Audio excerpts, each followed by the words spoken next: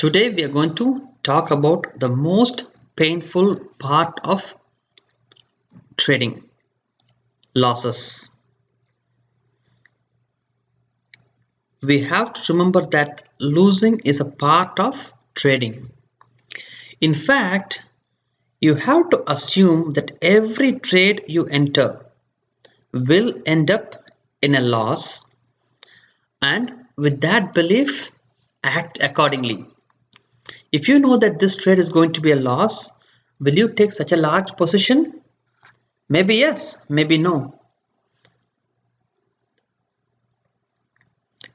One way that professional investors are different from retail investors like you and me are that they look at potential losses first. Retail investors look at potential profits first. This mindset causes an average retail trader to trade a larger size position, and sooner or later he is going to incur heavy losses and probably wiped off the market.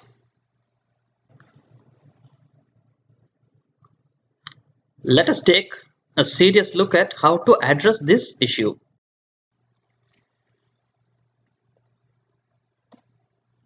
Let me go with an example to understand the maximum loss and see how we can mitigate them. I have shown a picture of a vertical credit spread. This is a call spread. The total width is $5. So on one contract, the total width is $5 and the premium I have collected is $92, which is 92 cents in this case. And so maximum loss in this trade is $500, which is the width, minus whatever I have collected, which is $92.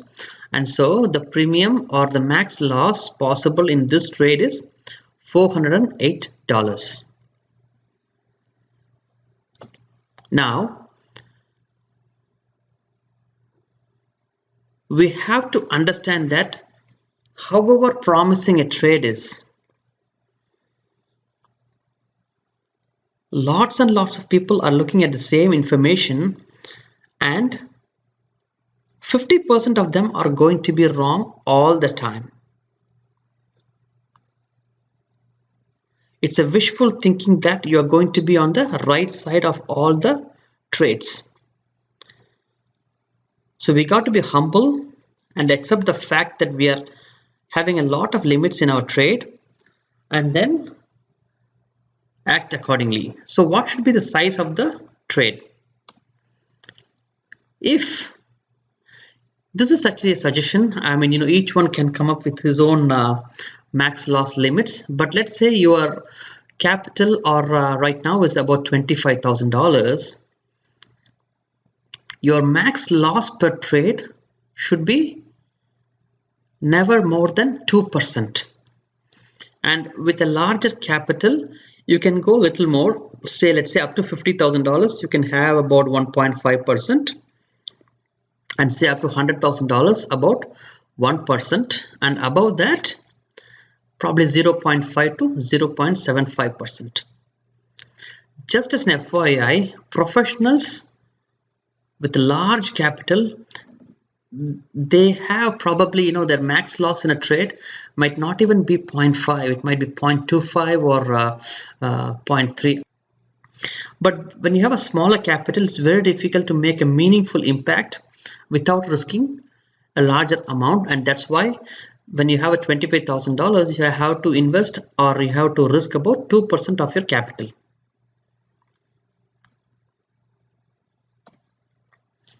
So if your net liquidation is $25,000, your maximum loss can be about $500.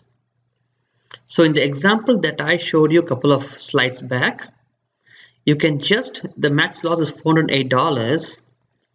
And you can just do only one contract. So your maximum profit in that trade would be about $92. And if your net liquidation is $100,000, you can probably do just 2 contracts. Remember, no one has ever been wiped out of the market by making more profit, but thousands and thousands of people have got wiped out after big losses. So remember to live long enough to fight another battle, another trade. Do not get killed in a single trade. Remember, every trade when you enter looks very promising, not only for you, but also for the counterparty. One of you are going to be wrong, and let's be humble and assume that the wrong party is yourself.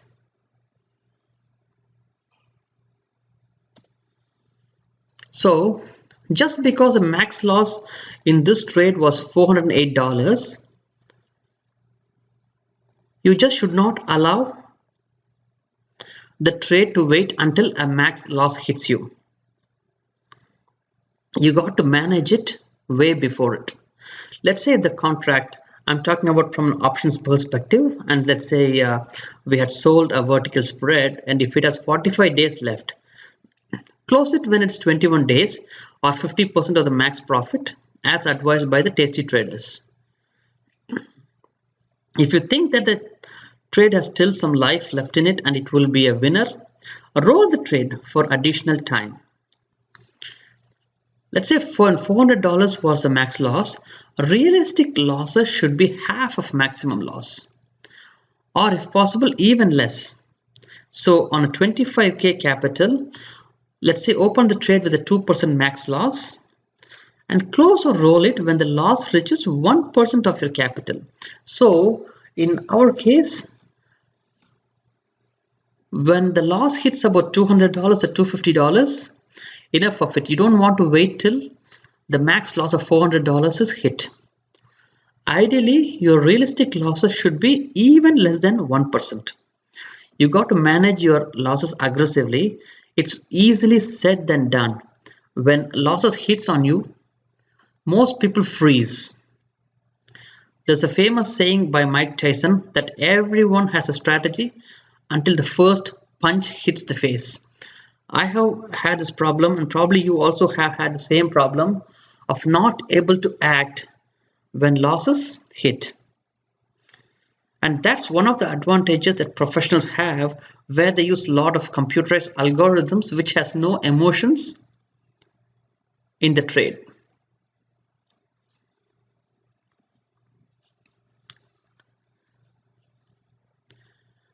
I want to just go through the next topic, which is suggested percentage of investable cash.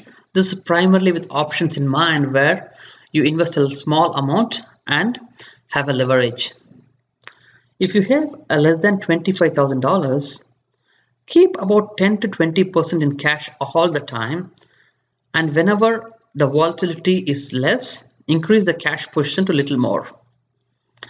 And if it's $50,000, keep about 30% of them in cash. And if it's $100,000, almost 50% should be in cash. If it's above $100,000, 60% should be in cash. It can go between, let's say, 55 to 65% in cash based upon the volatility and the opportunity that presents itself. If you are an options trader, you should never be 100% invested or close to 100% invested. Yes, if you are purely a stock investor, sometimes you have no choice but to use a larger capital, but it's always a good idea to have a lot of cash in hand. Remaining in cash. Remember, being in cash is a valid position. In fact, cash is the only position which guarantees no losses. Options are already highly leveraged positions, so small investment is good enough for a reasonably good returns if done correctly. Being in cash is keeping the powder dry. When an opportunity comes in, you can grab.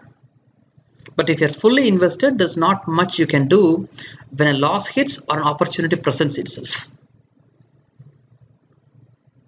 So it's better to have most of your money in most of the days in cash and only invest little bit. By having in cash, you're also indirectly influencing and mitigating your losses.